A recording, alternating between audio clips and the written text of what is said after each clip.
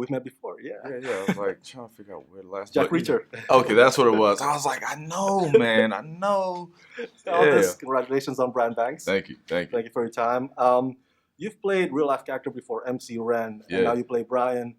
Is it the same approach to all your characters that you do as an actor, or do you take extra measure of care when it comes to based on a real life person? The approach for me is always the same. The execution is different. The research that I can do is different. The approach is always honesty. It's, you want to make sure that you're bringing a degree of truth to the character scenario so that you're not playing a character. You're actually exhibiting a human being, a real person. So in that, I try to bring life to all my characters in that way. When it comes to biopic, it's weird because you have to embody somebody who's actually real, but in your own interpretation. But because that person is real, and if you have the luxury of them actually being present and alive, then you have a soundboard. You have sort of an open dictionary when it comes to looking for different things to pull out for your character, and you have these experiences that you can pull from. So, execution your options change a little bit, but the approach is always honesty. How much time did you spend with Brian prior to filming, and what was the most profound thing Brian told you that helped you get into the mindset of this character?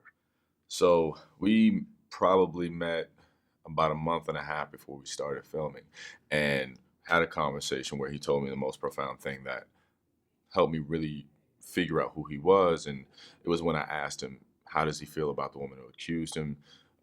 Is he angry? Is he bitter? He said, look, man, I don't wish any ill will towards her. The anger had its time. I, put that back in time when I was locked down physically. Is when I was locked down emotionally. But it had its time. I'm done. I'm over.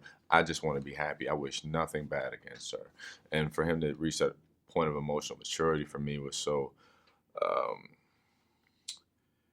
It exposed a lot about who he was, how he went through it, and also where he's at now. And he also told me, don't judge me by what I went through, judge me by how I dealt with it, all very teachable moments for me. And then, we talked, we kind of sort of started a fellowship, brotherhood together with one another. And then we really connected because we started training in the gym. We were in the gym for like a month every day.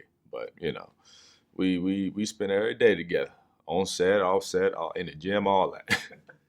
And lastly, what do you hope the audience will take away from the themes of Brian Banks? And are you hopeful that we're going to get to the point where criminal justice gets reformed in the near future? Well, speaking of that, I do hope that people take a sense of duty away from this and come out wanting to help, wanting to get involved and engage. And I also hope they take a sense of a heightened sense of mercy and empathy for those who are in these situations, to not look in judgment, but to look on with discernment and trying to figure out how they can help people more than just judge people.